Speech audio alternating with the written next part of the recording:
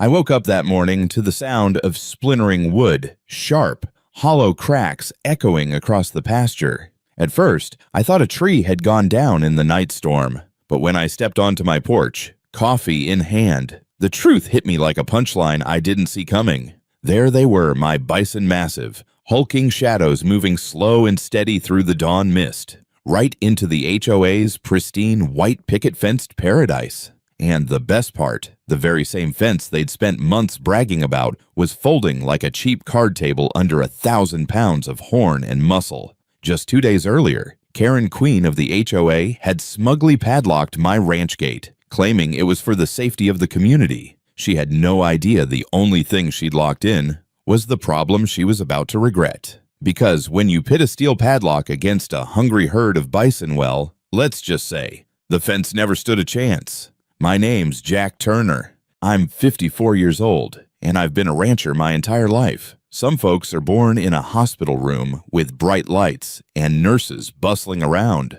I was born in the back bedroom of my parents' ranch house, with the smell of hay drifting in from the open window and the sound of cattle lowing in the distance. My father liked to say I could tell the difference between a cow and a bull before I could tell the difference between red and blue. I live on 200 acres of rolling Montana grassland, land my grandfather carved out of wild country when the only neighborhood was the wildlife. Now, the horizon is a mix of amber fields, dark pine lines, and, unfortunately, the cookie-cutter rooftops of a gated community that popped up about 7 years ago. Back then, I didn't think much of it. City folks wanted a piece of the country lifestyle, and I figured as long as they stayed on their side of the fence, we'd get along just fine.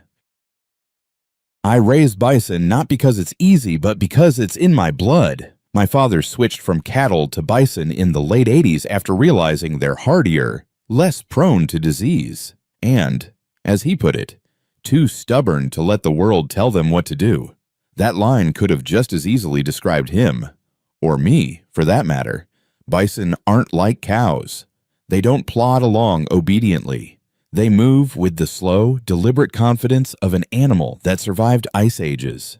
The smallest cow in my herd weighs around 1,000 pounds. The biggest bull could push 1,800. Their shoulders are like battering rams. Their horns curve like scythes. When they look at you, you feel the weight of centuries in their eyes. Life on the ranch is a rhythm: early mornings, late nights, weather dictating your plans. I'm usually up before the sun, with a mug of black coffee in hand, checking fence lines, making sure the herd's where it should be, and fixing whatever nature or time decided to break overnight. It's hard work, sure, but it's honest work. And when the day ends, there's nothing like sitting on my porch, watching the sun bleed orange and purple over the hills, feeling the world go quiet. Or at least, it used to be quiet. When that HOA community went up, it brought a new soundtrack to my days: lawnmowers humming in perfect unison, the beep of garbage trucks backing up, and, worst of all, the grating voice of Karen Miller. Karen, bless her heart, was the self-appointed queen bee of the HOA before the paint had even dried on her front porch. She's in her late 50s, with perfectly coiffed blonde hair and an iron grip on her clipboard. She's the kind of person who can turn a neighborly good morning into a subtle lecture about property values. The thing is, I'm not part of their HOA. Never was, never will be. My land's been in the family too long to fall under their jurisdiction, and that eats at Karen like a splinter under the skin. I'm outside her control, and for someone like her, that's unacceptable. For the first couple of years, she mostly kept to herself, though I'd catch her giving my trucks the stink eye when they rolled past on the shared road. I figured she was just another suburban transplant learning that country life comes with dust, smells, and the occasional critter wandering through your yard. Then the letters started. They weren't addressed to me officially, probably because she knew she had no legal standing, but they came in neat little envelopes with friendly notice typed in big, cheerful letters. Inside, she'd politely request that I ask my delivery drivers to avoid excessive noise when using the road near her home. I ignored the first one. The second came a week later, this time mentioning preserving the peaceful environment our community strives for. That's when I realized this wasn't going to be a one-and-done thing. Still, I kept my cool. I've dealt with stubborn bulls, bitter winters, and busted tractors in the middle of calving season. One overzealous HOA president didn't seem like much to worry about.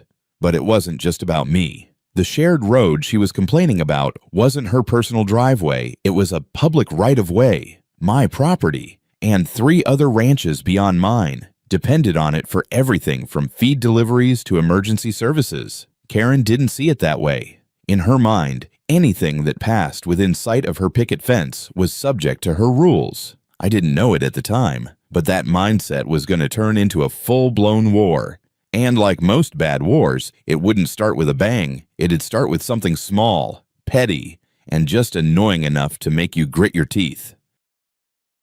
For me, that was the moment I realized peace and quiet on the ranch wasn't guaranteed anymore. I had a feeling Karen wasn't the type to quit once she set her sights on a target. And unfortunately, that target was me. But here's the thing, there's a saying out here, you don't pick a fight with a man who's got more patience than you have time. And Karen, she had no idea just how patient I could be. Let us know where you're watching from today, and if you're new here, don't forget to like this video and subscribe to join our growing community. It was early spring when Karen made her first real move. The snow had just melted, the ground was soft, and the air still carried that damp smell of thawing earth.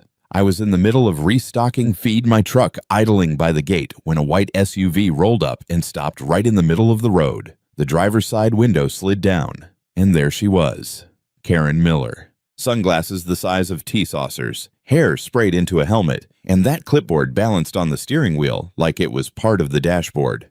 "Jack," she said, her tone somewhere between a greeting and a reprimand. "We need to talk about your trucks." I leaned against the fence post, arms crossed. "What about them? They're too loud, and they come through here far too often. My homeowners have been complaining. It's disrupting the peace." I nodded slowly. "Uh-huh. You do realize this is the only road into my property, right?" Her lips pressed into a thin line. "I've looked into alternative routes. There's a back road. That back road," I cut in, "is a washed-out logging trail through 3 miles of private land that isn't mine." "You planning to buy that land for me?" She blinked, thrown off for just a second, then recovered. "I'm simply asking you to be considerate. My community values tranquility." I gave her a polite smile. "I value getting feed to my animals before they go hungry." Her SUV pulled away with a curt wave, and I thought that was the end of it. I was wrong. A week later, I came back from town to find a brand new sign planted in the gravel turnout near my property line. Big, bold letters, "No unauthorized vehicles beyond this point." At the bottom, in smaller print, "By order of the Lakeshore Estates HOA." Now, I'm not a lawyer, but I've dealt with enough property disputes to know that sign was nothing more than decorative. That road's been public since my grandfather's time, but the thing about signs is they work on people who don't know better. My delivery guy called me that afternoon, hesitant to come through. Said a lady stopped him at the sign and told him it was private property. I had to drive out there myself, wave him in and explain the situation. That was strike 1.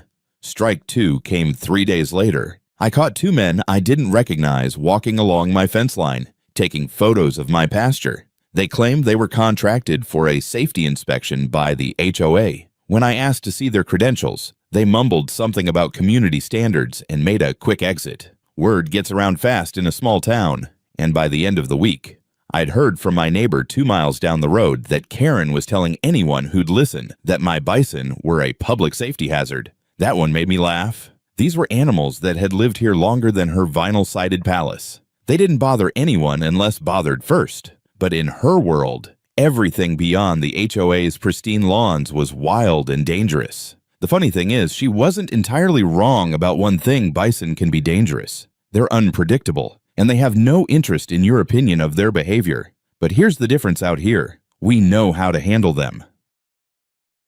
You keep your distance, you keep your fences strong, and you respect their space. Karen, on the other hand, seemed to think a rulebook and a clipboard could keep them in line. One afternoon, I was hauling hay bales when I noticed her standing just beyond the fence, snapping photos on her phone. When she saw me, she waved like we were old friends. "Just documenting for our records," she called out. I wanted to ask, "Your records for what?" But I let it slide. I figured the more rope she gave herself, the more she'd eventually trip over it. That was the thing. These weren't big, explosive confrontations. They were little chips at the stone, one after another.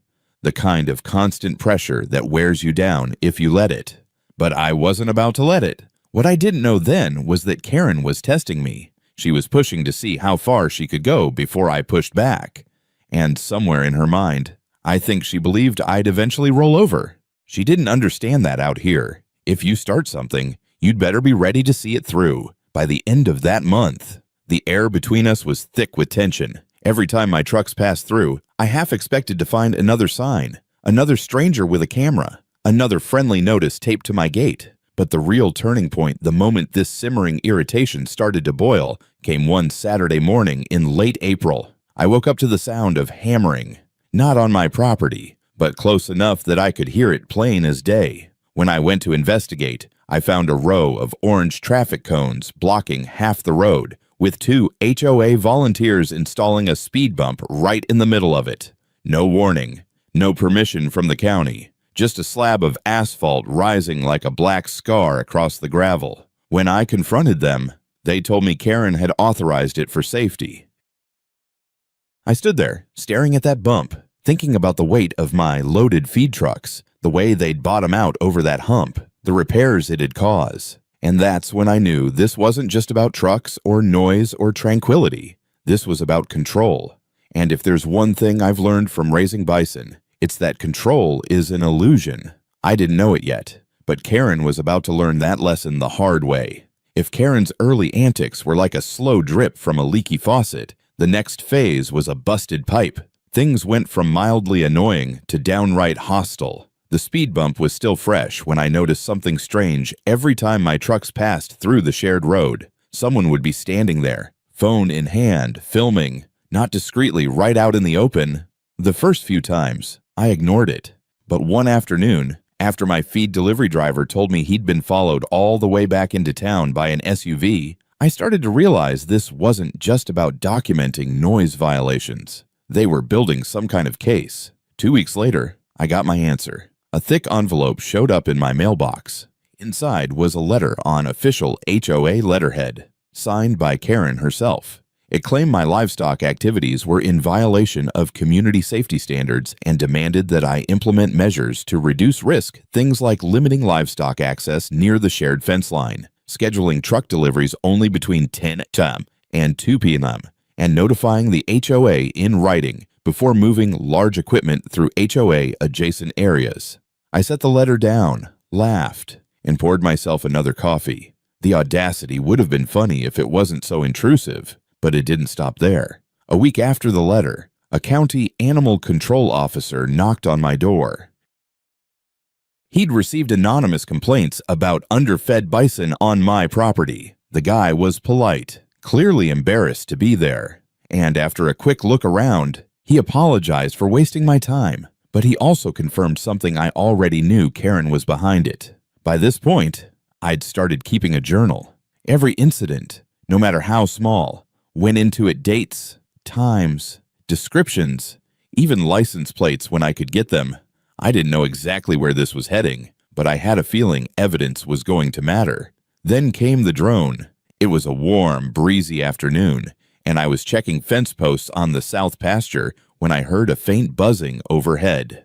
Looking up, I saw it: a black quadcopter with a little camera blinking red. It was hovering just 20 feet above my herd, tilting back and forth as if sizing them up. Bison don't take kindly to strange noises. A few of the bulls lifted their heads, snorting. One took a slow step toward the sound.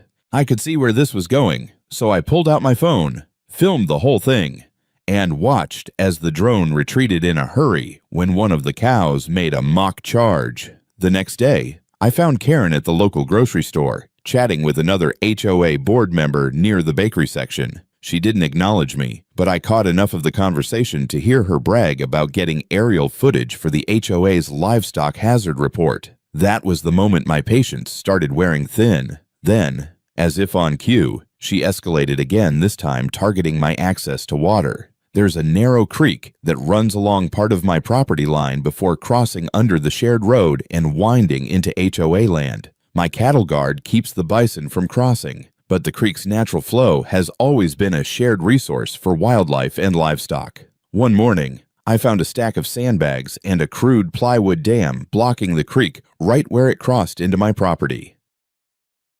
I don't have proof Karen ordered it, but the HOA maintenance team was spotted working there just a day earlier. The water level in my lower pasture trough dropped by half in less than a week. That one got me hot under the collar. Not only was it petty, it was illegal. I called the county water rights office and filed a complaint. They promised to investigate, but I knew government wheels turned slowly. In the meantime, I had a herd to care for, and my patience for HOA games was running on fumes. But Karen wasn't done. The final straw came on a windy Thursday afternoon. My ranch hand, Luke, called me from the main gate, his voice tight.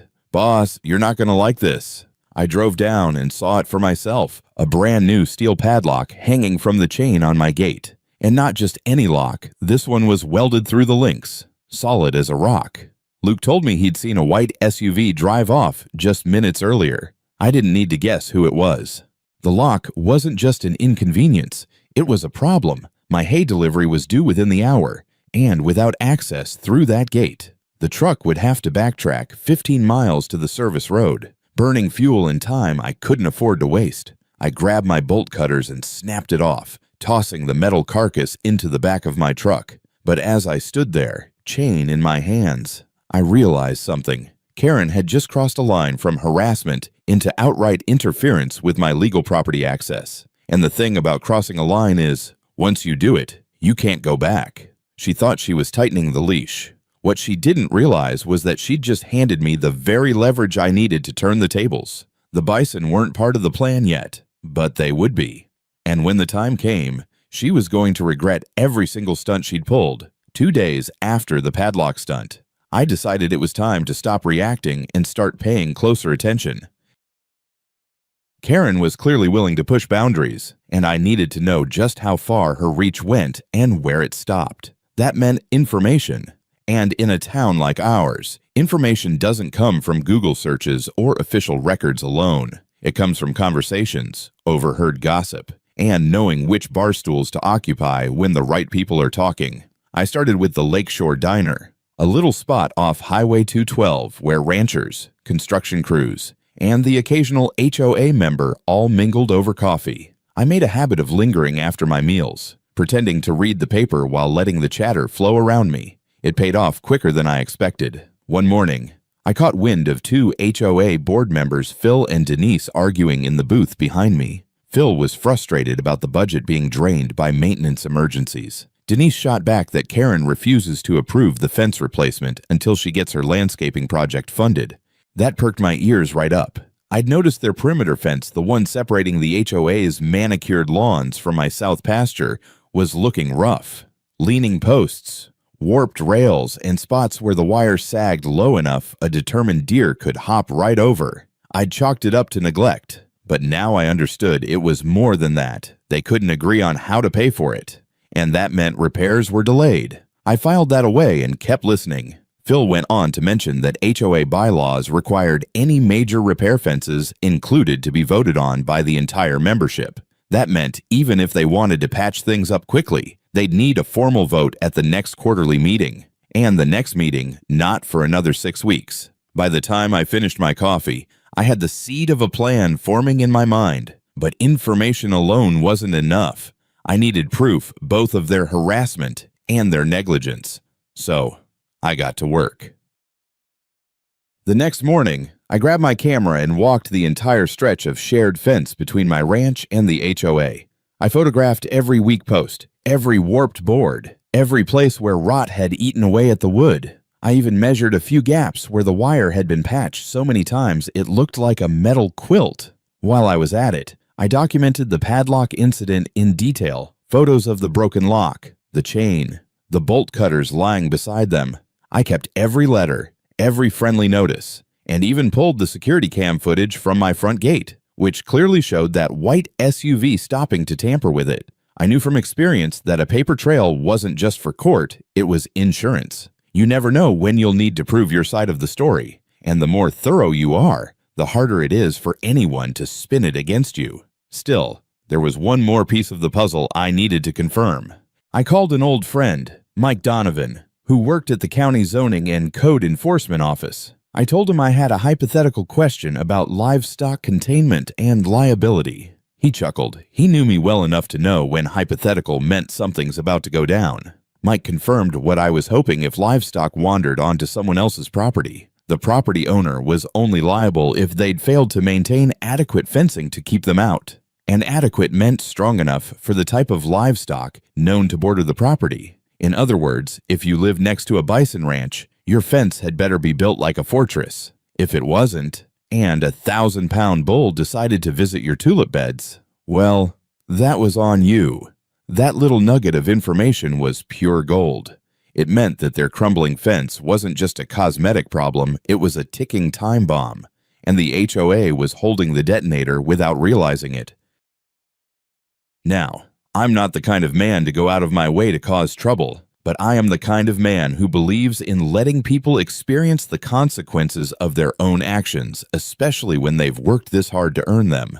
I decided then and there to keep my cool a little longer. Let Karen think she was winning. Let her pile on just a bit more pressure, make just a few more enemies in her own ranks, because the more she pushed me, the sweeter the payoff would be when the tables turned. For the next couple of weeks, I kept my head down, fixed up my own fences, and went about my work as usual. But all the while, I was counting the sagging posts, noting how the storms loosened the rails, and waiting for the day that fence finally gave way.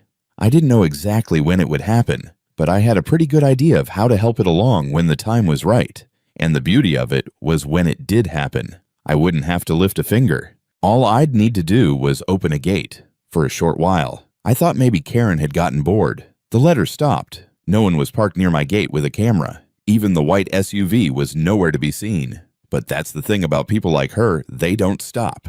They just regroup. The calm broke one Thursday morning in mid-June.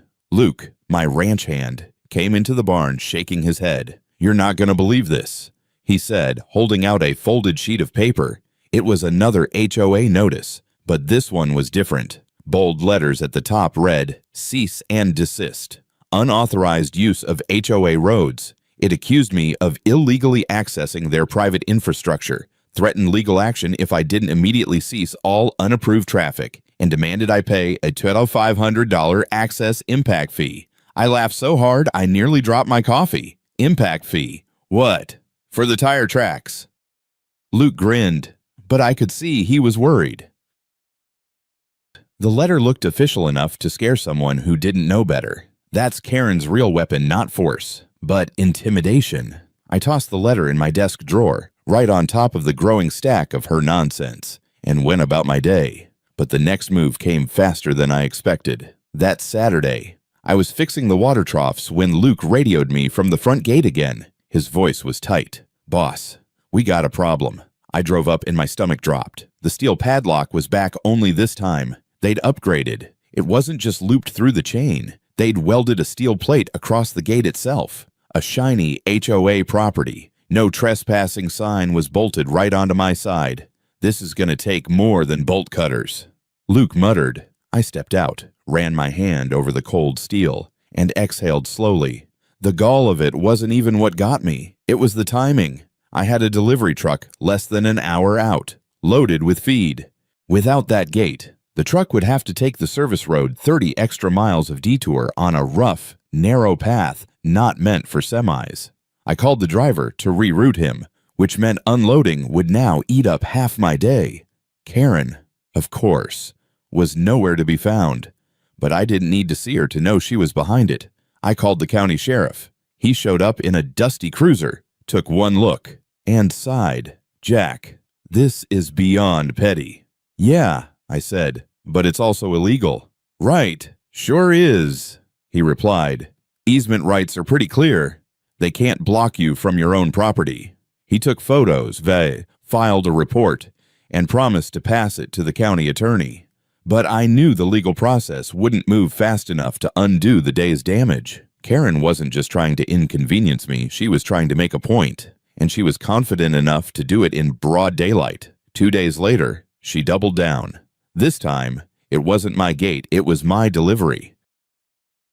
I got a call from my supplier saying their driver had been stopped at the HOA entrance and told to turn around. Apparently, a couple of HOA security volunteers in reflective vests had claimed the driver was trespassing and threatened to call the authorities. The driver wasn't from around here. He didn't want trouble, so he turned back without even calling me first.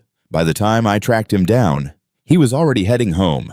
That feed shipment was delayed by 3 days, which meant I had to scramble to make up for it with local purchases. Cost me twice what it should have. And if that wasn't enough, the cherry on top came a week later. I was heading into town when I spotted something new along the fence line, a row of bright orange construction stakes with little flags fluttering in the wind. A hand-painted sign read, "Future Site of HOA Perimeter Enhancement Project." Translation: they were planning to extend their fence higher and push it several feet closer to my pasture, probably to keep the bison at bay. But here's where Karen's arrogance really worked against her. When I stopped to take a closer look, I realized the flags were placed well inside my property line. Whether it was a mistake or intentional, it didn't matter, it was trespass. And the stakes ran right through a spot where the ground dipped and the fence was already leaning. That's when it clicked. She wasn't shoring up her defenses, she was stretching them thin.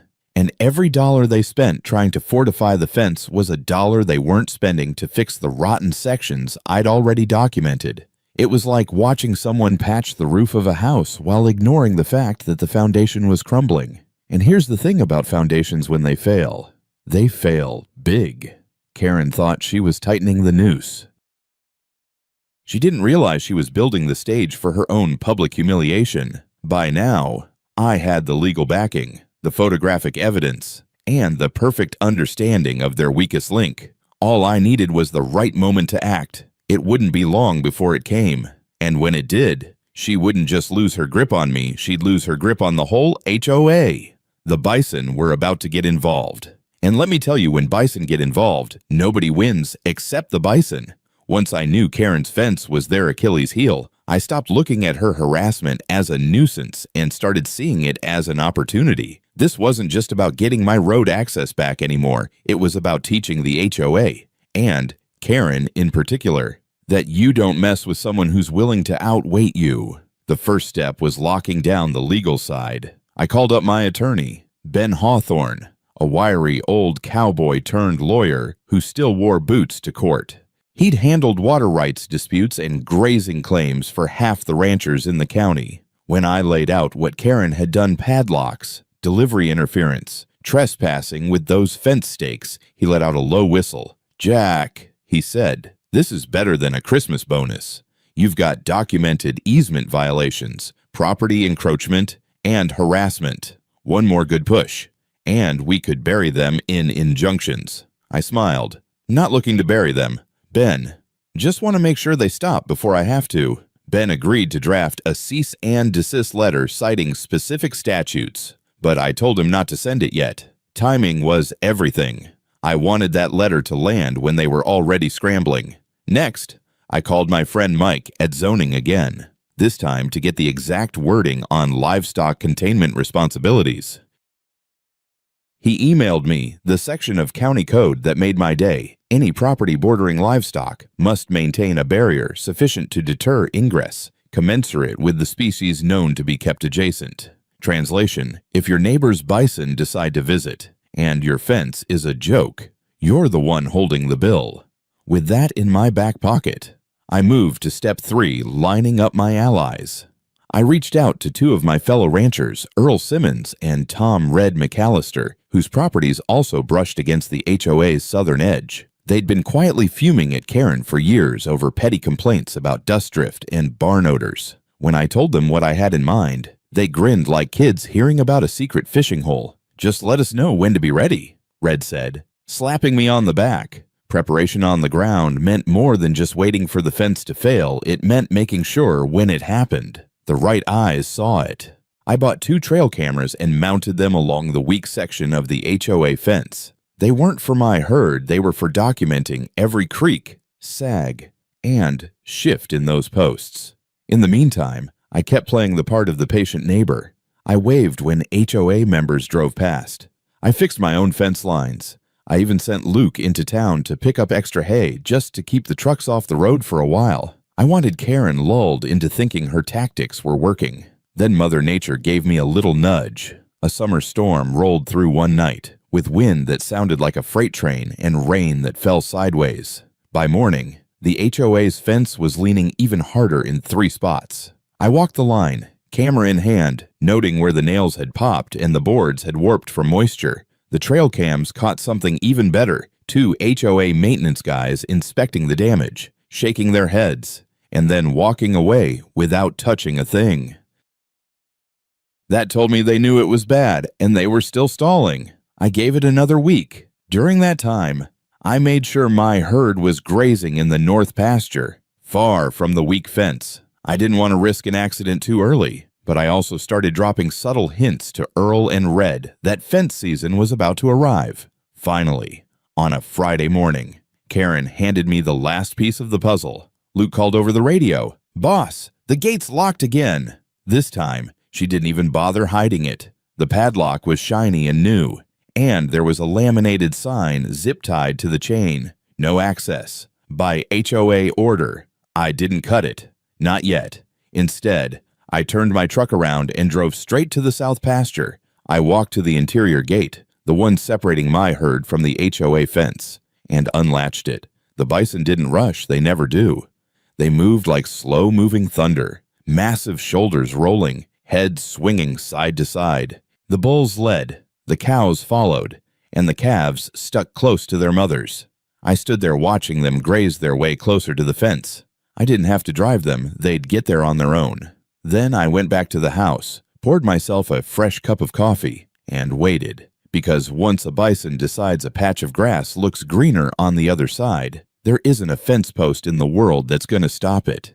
And this fence didn't stand a chance. By mid-afternoon that Friday, the sky had turned the color of tarnished copper, the kind of heavy summer heat that makes the air feel like it's holding its breath.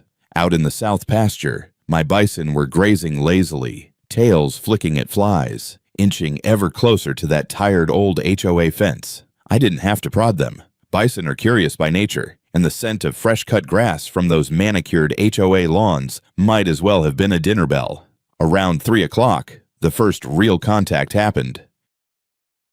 A big bull named Brutus, 1,800 pounds of solid muscle, wandered up to a sagging section where the top rail was already cracked. He leaned into it, just testing. The post shivered. The nails groaned. I sipped my coffee and leaned back in my porch chair. Brutus pulled back, pawed the dirt once, then hit it again, not a full charge, just enough to see what would happen. The post gave a little more.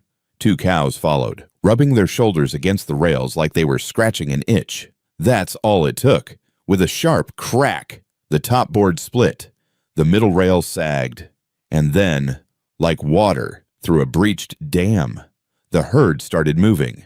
First Brutus stepped through, then the others, their massive bodies slipping into HOA territory as easy as walking through tall grass. Calves bounded after their mothers. Hooves clattered on asphalt as they spilled into the HOA's perfect cul-de-sac, snorting and blowing steam in the hot air. I grabbed my phone not to call for help, but to hit record. The first scream came from somewhere near the Miller place. A woman in yoga pants stood frozen on her driveway, clutching a watering can as Brutus ambled past her Lexus. He stopped to sniff a hedge, then casually knocked over a garden gnome with one horn. Further down, 2 yearlings found a patch of petunias and went to work like they'd been waiting all summer for the buffet to open. Within minutes, it was full-on pandemonium. HOA members darted from door to door, waving their arms and yelling, which only made the bison trot faster from yard to yard. A couple of bulls found the community's ornamental fountain and decided it made an excellent scratching post. The stonework didn't survive. I could hear Karen before I saw her. That voice could cut through a hurricane. "What are you doing?" she shrieked, stomping across her lawn toward Brutus. "Get them out! These are wild animals!" She turned and spotted me leaning on my fence, camera still rolling. "You call them back right now." I raised my free hand in a mock salute. "They're not dogs, Karen, and they're not wild. They're mine. Which means if they're on your property, it's your fence that failed." That's not, she sputtered, words tripping over themselves as another loud crack rang out. This time, it was the HOA's decorative trellis collapsing under the weight of a particularly itchy cow. Sirens wailed in the distance. The county sheriff's cruiser rolled in first, followed by an animal control truck. Behind them came two HOA board members in a golf cart, their faces pale as paper. The sheriff climbed out, took one look at the broken fence, and shook his head. "Well, this is a mess," Karen pounced. "Arrest him! He's letting dangerous animals roam free." The sheriff glanced at me, then back at her. "Actually, ma'am, the law says you're responsible for maintaining a fence strong enough to keep his bison out. I see a broken fence, and I see his animals walking through it. That's on you." Karen's mouth opened and closed like a fish out of water. But ma'am," the sheriff interrupted. "I've got the county code right here.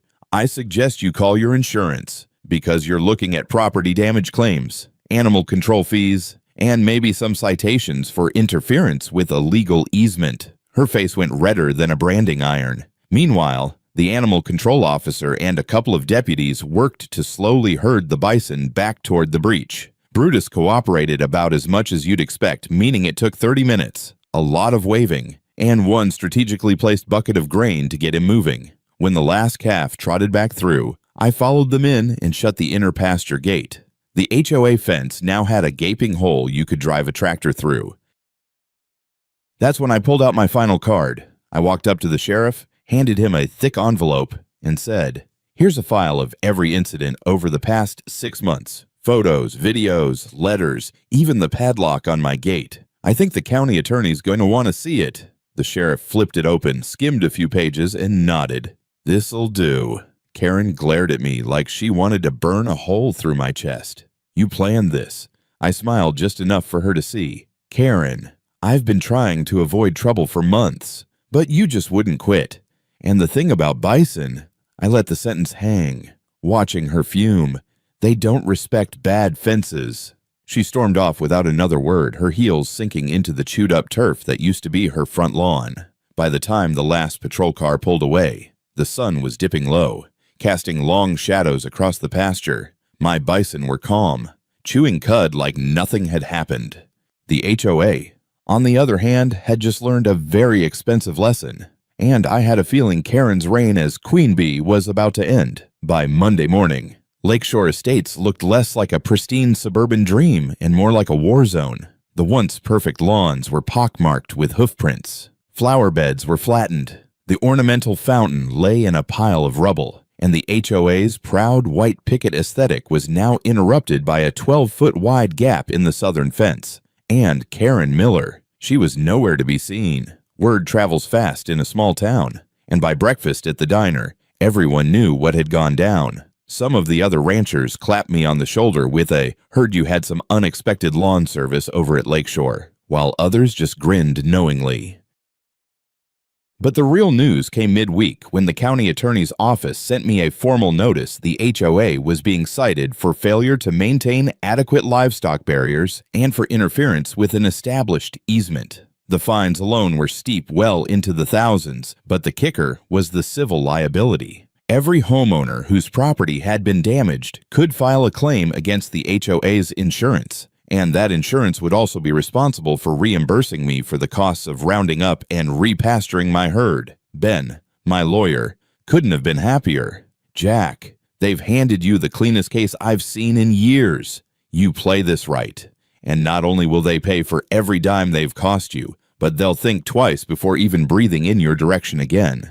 The HOA scrambled. Emergency meetings were called. The boardroom, usually Karen's personal stage, turned into a firing squad. But this time, she was the one in the crosshairs. I heard from Phil, the HOA treasurer, that tempers boiled over fast. Members were furious about the unexpected fines, the bad press, and the massive spike in their insurance premiums. Several demanded to know why the fence hadn't been repaired months ago, why padlocking my gate had been authorized without legal review, and why Karen seemed hell-bent on antagonizing a neighbor they had no jurisdiction over. By the end of that meeting, Karen had been voted out as HOA president in a landslide. She kept her house, but her voice in community affairs was reduced to the same as any other member, which, from what I hear, drove her up the wall. For me, the practical changes came quickly. The HOA agreed under legal pressure to put my easement rights in writing, complete with a clause prohibiting any future obstruction of the road. They replaced the entire southern fence, this time to a standard that could probably hold back a tank. And while I didn't get an apology from Karen herself, I did receive a formal letter from the HOA's attorney stating they would strive to maintain positive neighborly relations in the future. I pinned that one to my fridge. Life on the ranch slipped back into its old rhythm. Mornings with coffee on the porch, afternoons in the pastures, and the occasional slow drive into town where I'd catch folks giving me that half smile that says, "I heard about your little adventure." The Bison, for their part, seemed none the worse for wear. Brutus was still king of the herd, and if he remembered his romp through HOA lawns, he didn't show it. But I'd be lying if I said I didn't catch him now and then standing near the new fence, sniffing the air like he was looking for another weak spot. A few weeks after it all went down, I ran into Phil at the diner. He slid into the booth across from me and said, "You know, I don't think Karen's ever going to get over it." I shrugged. "Some folks just need to learn the hard way that control has its limits." He smirked. "Well, you sure found the limit." I just sipped my coffee and didn't argue. Because here's the truth Karen didn't lose to me. She lost to her own arrogance, to her belief that rules could bend reality, that a padlock could override common sense, that a fence could be ignored until it wasn't convenient anymore. And the best part, I didn't have to lift a hand in anger or break a single law. All I had to do was let nature and a little patience run its course. That's the thing about living out here. You learn to pick your battles. You learn when to fight and when to stand back and let the other person dig their own hole. Karen dug hers deep. And my Bison, well, they were just happy to help fill it in. Sometimes in life, the hardest thing to do is nothing. When someone pushes you, insults you, or tries to control you, your first instinct is to push back right away. But there's a quiet kind of strength and patience waiting for the right moment, letting the other person show the world exactly who they are without you lifting a finger. This wasn't just a story about fences and bison. It was about boundaries, the ones on your land and the ones in your life. If you let people push past them without consequence, they'll keep going. But if you stand firm, keep your dignity, and wait for the right moment to act, you can win without ever throwing a punch. So the next time someone tries to padlock your gate literally or figuratively, remember Brutus, remember the fence, and remember that sometimes the best revenge is letting people meet the results of their own choices. Now, I'd love to hear from you. Have you ever had a neighbor, boss, or HOA type push too far? How did you handle it? Share your story in the comments. And if you enjoyed this little slice of ranch life, don't forget to like this video and subscribe so you can join us for more tales from the fence line.